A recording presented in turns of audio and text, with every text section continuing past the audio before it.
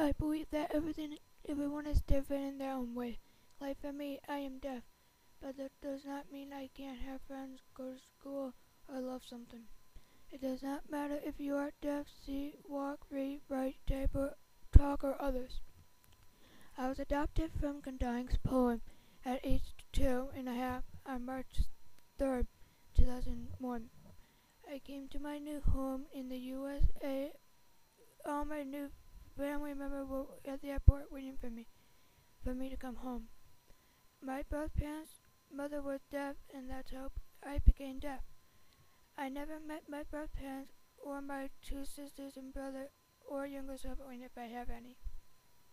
I am 14 years old, and I think back and wonder so many questions like, what were my birth parents like, or what are they really good at, or what do I have that I like them?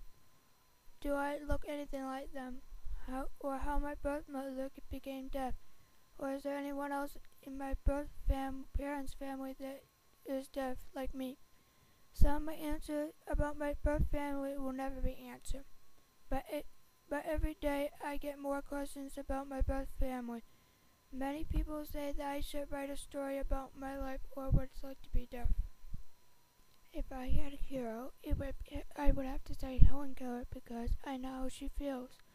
I get angry a lot and I don't know how to control it, so I end up lashing out just like Helen Keller.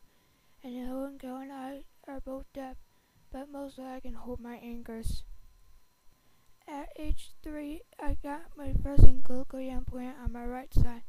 At first, my family and I were scared and worried, but the doctors at the Children's Hospital were sure that it would work. Then, the most happiest part of all, when I first heard the first time in my life, my parents were crying of happiness, so were the rest of my family. Then, when I was in 4th grade at St. Paul the Apostle School, I got my second hearing implanted on my left ear.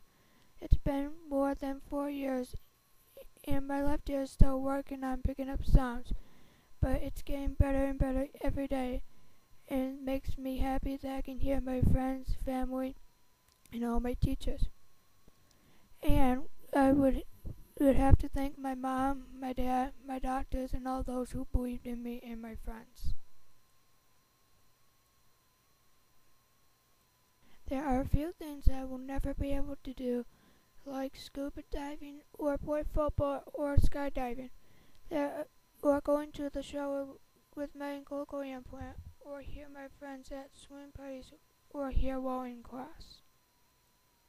But there are good things about having hearing aids, like to get off when you don't want to hear your parents yell or argue, or fireworks when they're too loud, or go to bed you can go peace and quiet. And that is what I believe in.